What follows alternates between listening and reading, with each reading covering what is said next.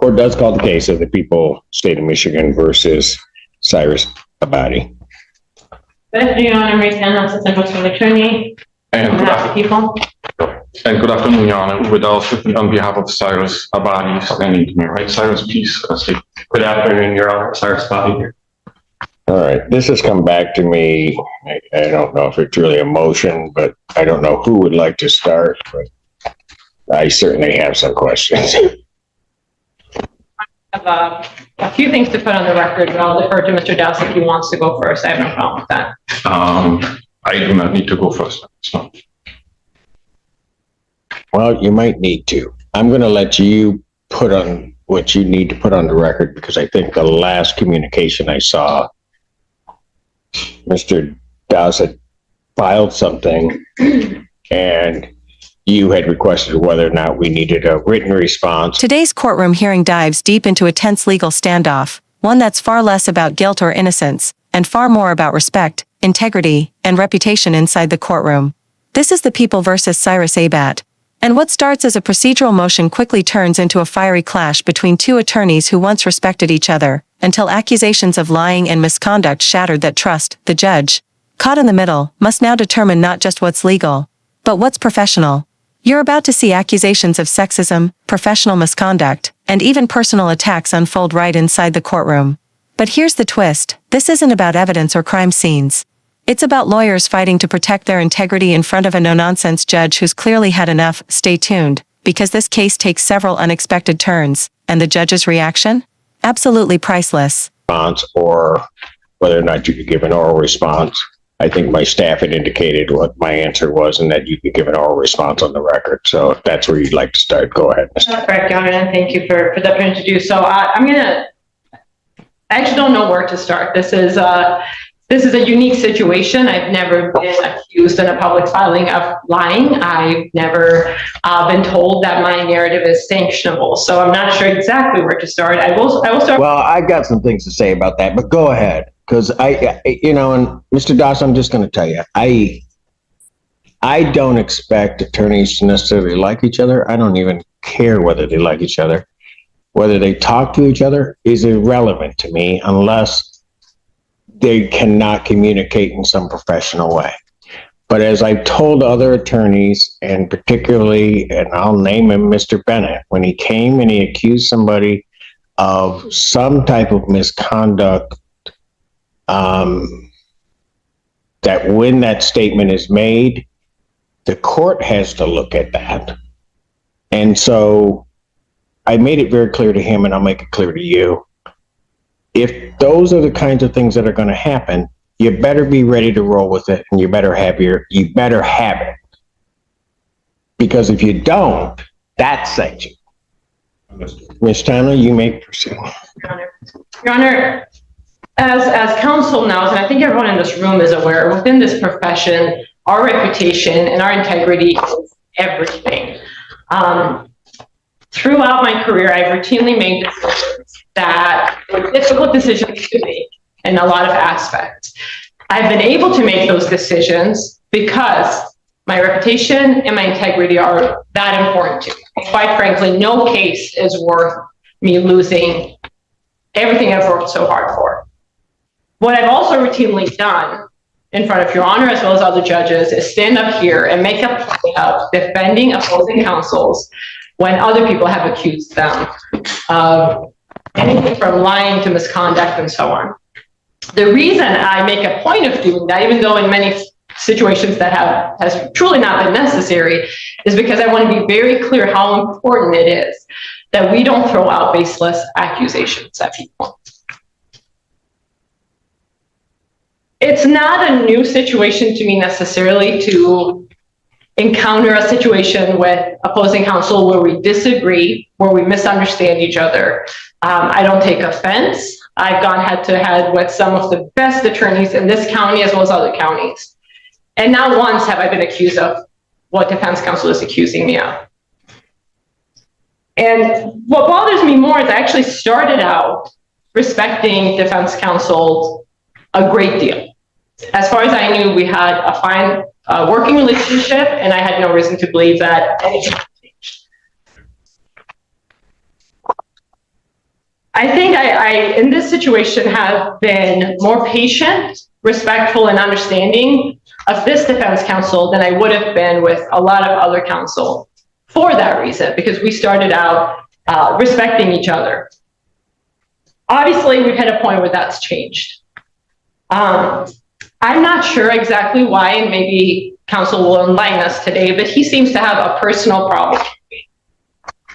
I am perfectly fine arguing law. I'm perfectly fine arguing procedure. I am not fine with personal attacks. Those personal attacks are not just in the written form in these public filings where I'm being accused of all kinds of things. They've also been verbal. They've also been contained in an email communication. I have an email, and quite frankly, Your Honor, I wasn't going to bring this up because I don't take personal offense. This field makes us develop very thick skin, and I don't anticipate in dealing with other people within this field for them to have thinner skin than I do. And perhaps that is my mistake, and I need to be more cautious and aware of people's hurt feelings and how it affects how they conduct themselves. I do want to put this on the record because I think it speaks to why we saw the reply that we saw. This is an email from September 25th of this year from Mr. Dust to myself. It's in response to a request he made, a reply I sent him, which again, we can certainly look at that, but this is the part I'm concerned about. Curious, you can articulate and posture all you want, Marie. Just don't think for a second that I'm not seeing right through you. I don't know what the intent of that email was. What I do know, it's not necessary for what was being discussed. What I know is that it's a personal attack. So I'll just leave it at that. I'll leave it at that. It's not lost on me that unfortunately we live in a society where people who are privileged in certain ways, and specifically being male, think that they can address female attorneys a certain way that differs from how they would address male attorneys. I do this job not expecting to be treated any differently than my male colleagues.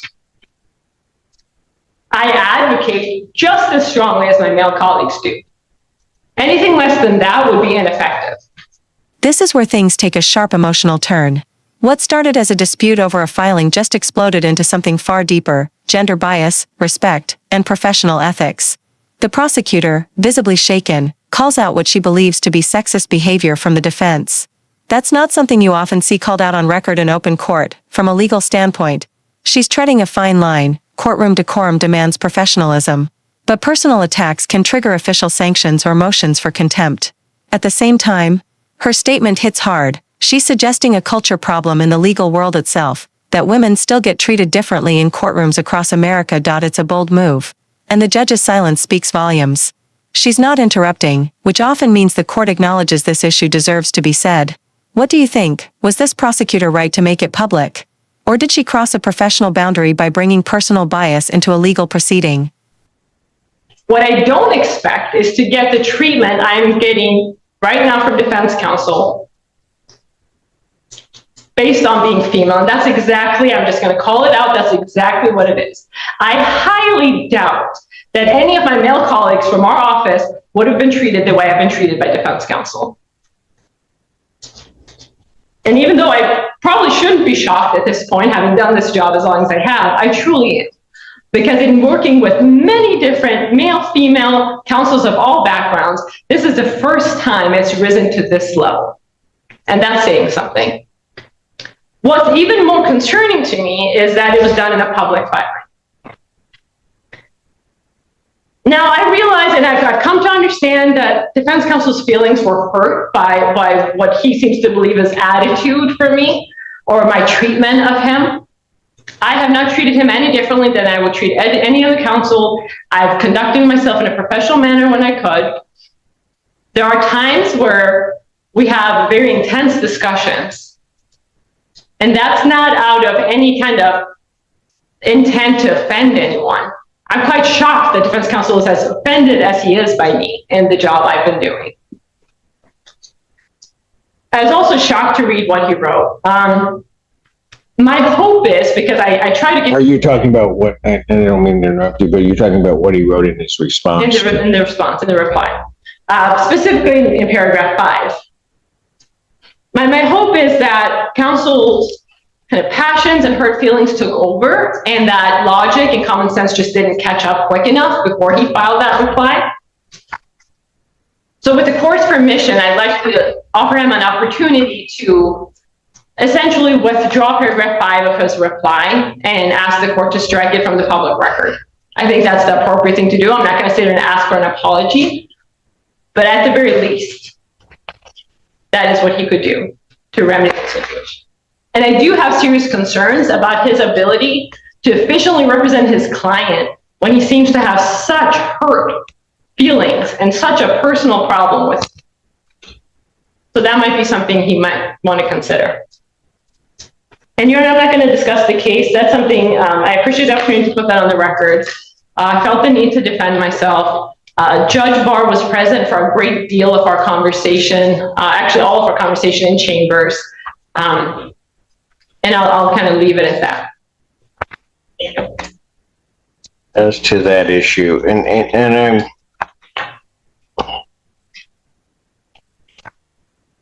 I have great hesitation in saying this, and certainly Mr. Duss, you can respond if you want to that. When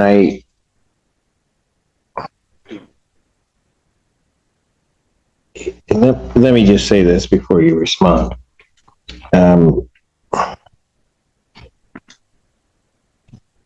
I've read over the years a number of your pleadings, both from you and both from those in your office. I'm trying to be careful in the way that I put this. What I read when I received that,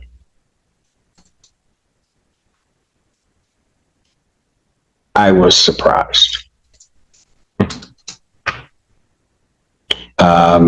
Surprised, and I will say a little bit taken aback. Mainly because, and you know me, I'll just be blunt, I expected better from you.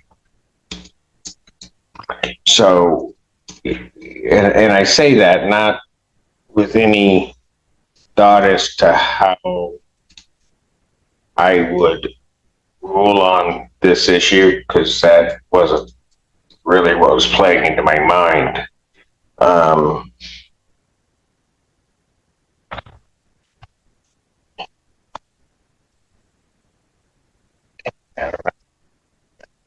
Just expected better.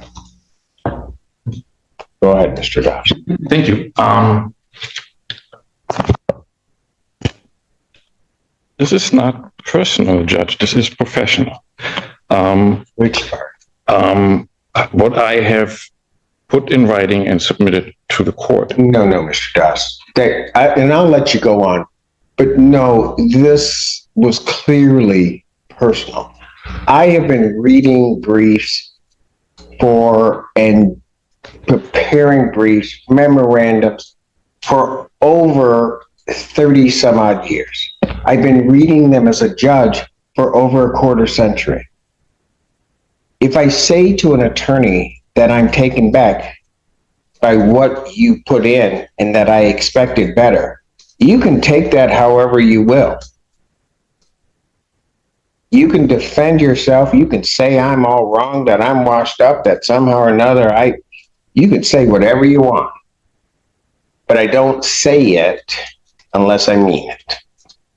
Understood. Go ahead.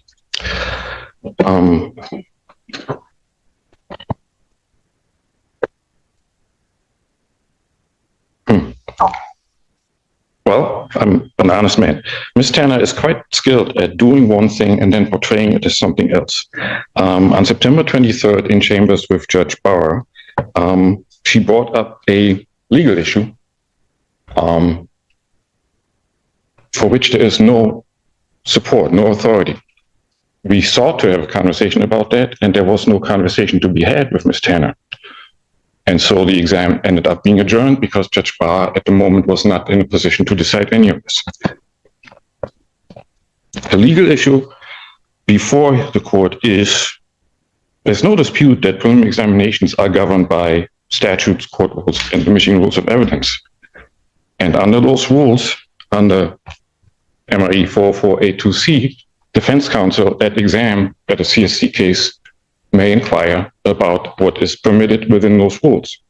The proposition before the court is raised at the last occasion is that for defense counsel to elicit evidence under that rule at exam, there first has to be a motion and offer of proof. For that proposition, there's no authority whatsoever. Okay, Mr. Doss, can I just stop you since you want to get into the substance of it? Let me just say this. All the years I've been sitting on the bench, the rape shield statute has applied at preliminary examination. Because if it didn't, it frankly makes no sense. To say to someone, we afford you these protections from this intrusion into your life here, but we don't do it here, makes no sense. Because it's one of those things that once the cow has left the barn or the field, it's out. It's just there. And so it doesn't make any sense. Moreover, Mr. Doss, I was a bit surprised by it because your colleague, Mr. Shea, has argued the rape shield at preliminary examination, I believe on 2 occasions, but certainly one before me, and never indicated, never said whatsoever that it does not apply at preliminary examination. Go ahead. Well, the authority that there is on that issue is to the contrary. I believe it, I put it in writing. I provided the court with the authority. What in fact I did was, I did not submit an advocacy piece. I did not, I'm not asking anything of the court. I'm not trying to convince the court of anything. I advised the court on what the law is. I believe I was well within the rules on going about it in that way. As far as now what Ms. Tanner put on the record earlier, I understood, based on what the law is, that Ms. Tanner on September 23rd was taking an unsupported legal position and was in a way misinforming Judge Barr about it and was not having a conversation about it. What, misinforming Judge Barr that the rape shield applied at preliminary examination? Yes. She would be taking a position that has been the longstanding practice in this county. How can you say that she's somehow just come out with something out of thin air? Show me one case, Mr. Dawson, in this county where rape shield has not been applied and not stood at preliminary examination. The aspect that doesn't apply is the mechanism of a motion and offer of proof in MCL 750520J2. That aspect is just not applicable at this stage. It comes into play once the case is bound over. And that's the very issue that Ms. Tanner raised. She approached me asking whether I would elicit any testimony. So, Mr. Das, you paint yourself into a corner. Because if that's the argument, then none of it comes out at prelim. Because the judge at prelim is the gatekeeper of all of that. And so what would actually end up happening is none of it would come in, ever. And then you go ahead and just make your argument in, circuit court. Well, I understand we disagree on what the applicable law is on the issue. I did put it in writing. It is published. Oh, but I'm talking about two different things, Mr. Doss. I'm saying if you're indicating that the doctrine of rape shield and the protections that it's afford do not apply at prelim, then the judge, quite frankly, has the option of not hearing that testimony. Plain and simple. And then I just don't let it in. If I'm handling it, I don't let it in. And then you're going to have to deal with it as you want to deal with it in circuit court, which you won't get it in there. If what the court describes were so, then the court would at that moment disallow the admission of relevant evidence under the court rules. It's irrelevant. Somebody's past sexual history is irrelevant. I could just say that and I'm done. Not with the defendant. Pardon? That's what the law said. That's what the court rule says, not with the defendant. That is not what the rule is. So, if I can go back once more. The very core item that's at issue is whether defense counsel, before exam, needs to provide a written motion and offer of proof if defense counsel wishes to inquire into evidence under 404A2C. And the law on that is that no, defense counsel is not required to do that. Defense counsel may inquire under the rule. Okay. Okay. And if the judge says, I need a motion before you do it, what do you then answer? I would ask the judge, what is the legal basis for making that requirement? And the judge is going to say, because I said so.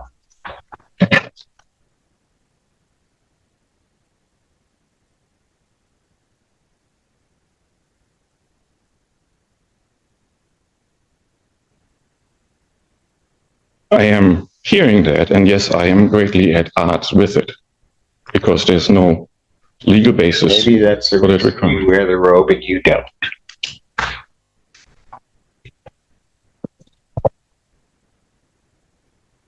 All right. I did submit in writing what I know the law to be, and I stand by that. Anything additional, Mr. Town?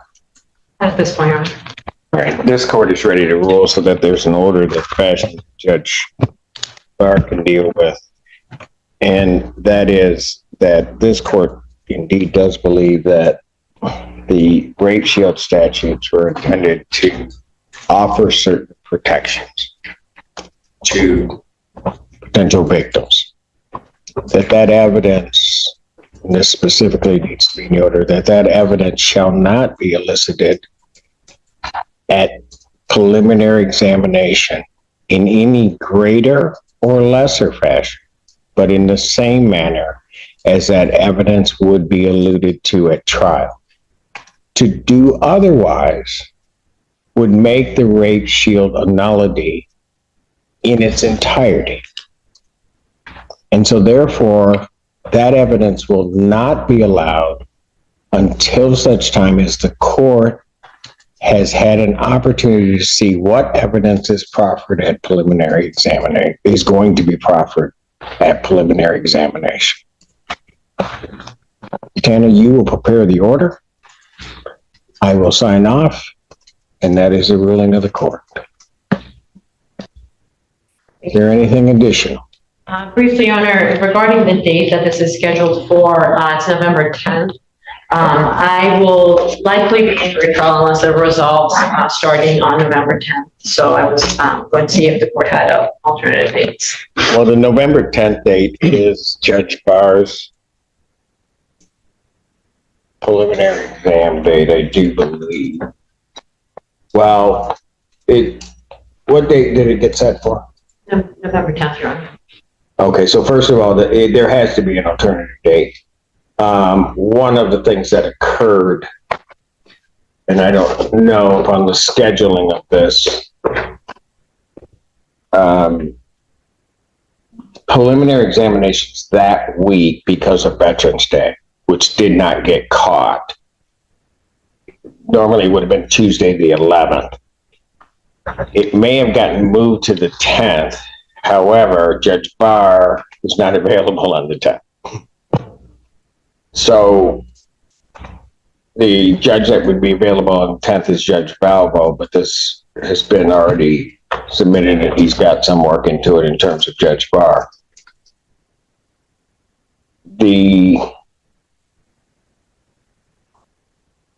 There has to be a different date. And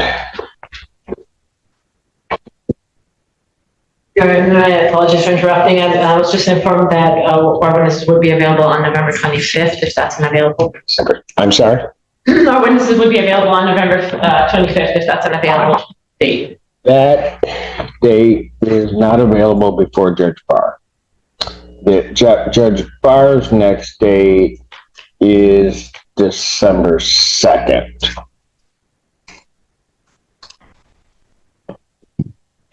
And just so that I'm clear, he has the 13th, but my understanding is that would not be available that week, so it'll be December 2nd. Is there any objection from either side to setting this for December 2nd? No, Your Honor, that's a good date. Then preliminary examination of this matter will be adjourned to December 2nd. I will let Judge Barr, my staff will let Judge Barr's staff know that we moved it to that date because he wouldn't have had the 10th in any event. So we'll do it that way. Anything else? No, Your Honor. Thank you. In the end, this hearing became less about the state of Michigan versus Cyrus Abad and more about attorney versus attorney, integrity on trial, under oath. Both sides defended their honor, but the real standout moment came from the judge, who calmly reminded everyone that the courtroom is no place for ego. Her message was crystal clear: professionalism and respect aren't optional. They're the foundation of justice, whether you side with the prosecutor's emotional appeal or the defense's claim of professional intent. One thing is certain, this was courtroom drama at its finest. The kind that reminds us the law isn't just about rules, it's about people and principles. If you found this case as fascinating as we did, make sure to hit that like button, share your thoughts in the comments, and subscribe for more jaw-dropping courtroom breakdowns, where we unpack the drama behind real legal battles every week.